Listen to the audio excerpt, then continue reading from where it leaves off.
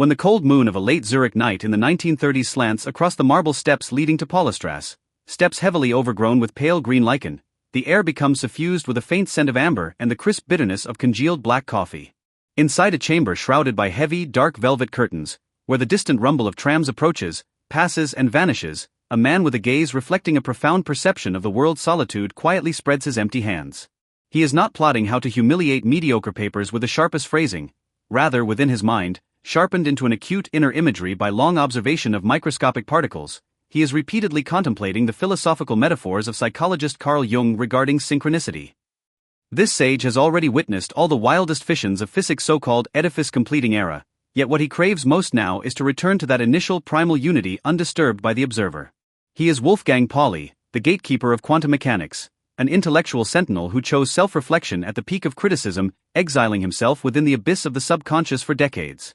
Tonight, let us, by the gently flickering firelight and this story that need not be effortlessly remembered, walk into his true life.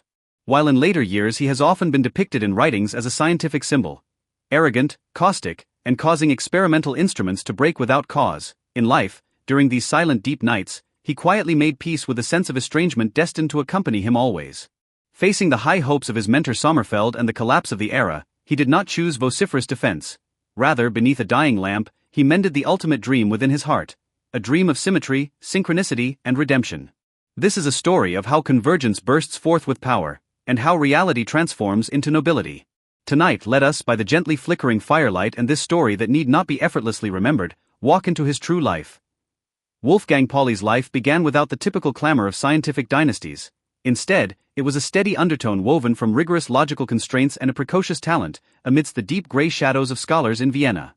As a youth born at the altar of reason, who wrote a comprehensive review of relativity at 19, he inherited a microworld that was chillingly austere, preoccupied with logical closed loops and intellectual gambits.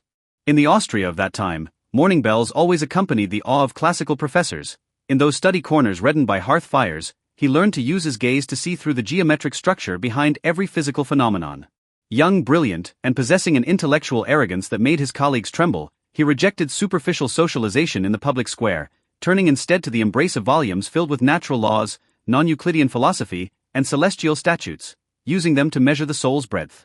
This almost pathological pursuit of the truth of order became the first incurable psychological wrinkle in his life, as well as the sole armor with which he would later guard reality amidst chaotic times. By his 20s, he was already adept at judging the world's purity through mathematical balance. In that stone chamber filled with the scent of agarwood and logical gambits, he learned to use a gentle yet barbed wisdom to dissolve all zeitgeist hostility. He understood that prosperity is not a gift bestowed, but a sacred logic that grows naturally from utter respect for natural laws. If early self-study was the tempering of will, then his decision to propose the exclusion principle, forcefully stipulating that two electrons cannot occupy the same quantum state, during that universe-shaking algorithm of exclusion, was the practical validation that pushed Pauli's aesthetics of order to its zenith. In that endgame concerning microscopic particles and cosmic structure, fate dealt him the heaviest and most perilous stakes. He overturned all prevailing, casual atomic models of the time, resolutely transforming that searing intuition into an ultimate intellectual journey, replacing endless phenomenal guesswork with exhaustive rational calculations. In those deep nights so quiet only the sound of chalk snapping on the blackboard could be heard, through extremely precise accounting of matrix fluctuations and rotational symmetry, he issued those silent orders that stabilized the microscopic order. This mode of exploration had no gunsmoke, yet amidst an era restless with ideological strife, it forged power into an intellectual long march walking on the edge of conscience. He would often patrol the inner domains of his mind at night. Upon discovering a definition of beauty off by a hair, he would without complaint demand a reweaving of destiny's drafts, as if he were not merely deriving an equation, but sculpting a precision logical timepiece dedicated to history. At that moment, Pauli was the most lucid and loneliest artisan in the scientific world. Accepting all external probes with silence, this extreme focus made him like a marble clock tower, solitary and looming, yet unshakable. However, the pinnacle of reason is often accompanied by the parching of the soul. When Pauli experienced the heavy blows of his mother's suicide and his failed marriage in Zurich, he gradually realized that having attained the title of God's whip, what he had lost was tranquility after seeing through rise and fall. In that secret chamber filled with amber fragrance and stacked with comparative manuscripts of Jungian psychology in the consulting room, he silently observed the subconscious details that had promoted or betrayed him in dreams. He discovered that those scientific ideals, once so grand as to be arrogant, appeared fragile before those ancient alchemical symbols and dreams, a fragility more potent than any divine oracle. This transition from critic back to asker of the way was fraught with intellectual struggle, yet it imbued him with a nearly transparent, cool serenity. He began returning more frequently to his spiritual origin. In that secret chamber sounding only with the friction of an oil lamp, he began recalibrating those Kepler manuscripts he had memorized countless times. In his diary he noted, "I used to think I was building an edifice. Now I find I am merely searching, amidst the desolate gaps of memory, for an intersection that allows the soul to cease its fall." This expansiveness, born from seeing through the transience of material ambition, became his hardest armor in his later years, allowing him to face the impact of emerging disciplines and the curtain call of his era with the equanimity of a setting sun sinking into the sea. Wolfgang Pauli's final phase was spent in an exceptionally solemn silence imbued with a sage's luster. It was the eve of a dawn where the gods, classical physics masters, were gradually receding. Zurich's Red Cross hospital was falling silent with fine rain, washing the windowsills into a translucent somber gray. By now, the physicist's body had become extremely light from eons of vigilant watching. Yu drew the profound depth of his thought. His once rigorous suit now hung loosely upon his frail skeletal frame, or rather upon a will that had almost become a shadow.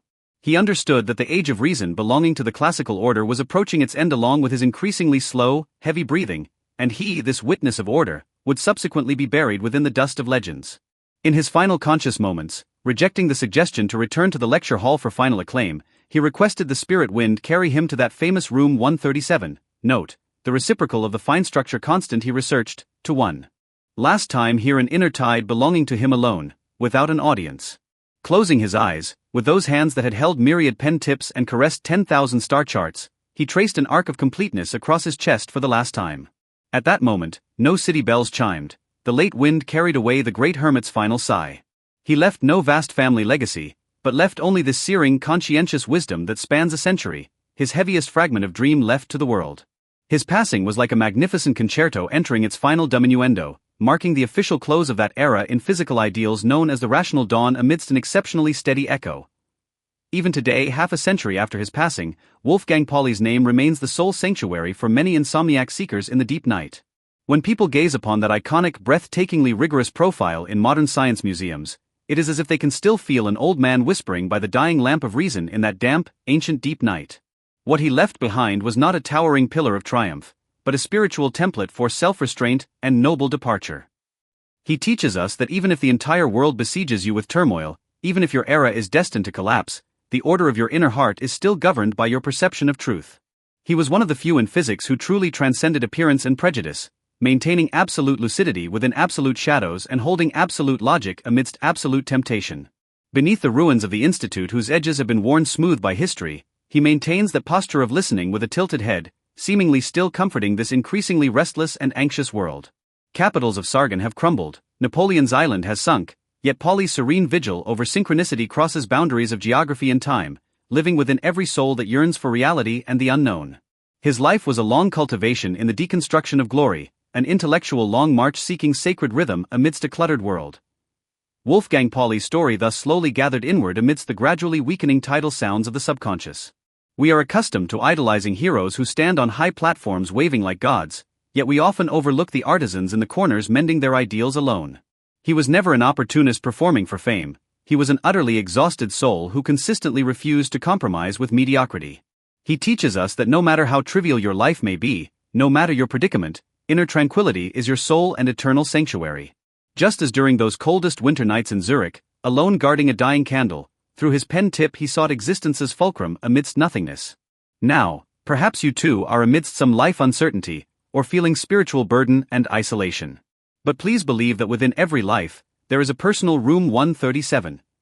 A marginal space requiring no explanation to the world, only dialogue with oneself. It is not in trophies nor in fame, but in your every firm breath and your gentle gaze upon the world. Tonight's story is finished, the wind on Lake Zurich has calmed, and the world outside the window has completely settled into quietude. Please lay down those heavy burdens, lay down those roles you must play in this world. May Pauli's tranquility and synchronicity become the softest feather in your dreams, carrying you toward that calmest, most boundless inner shore. Good night, and may good dreams always be with you.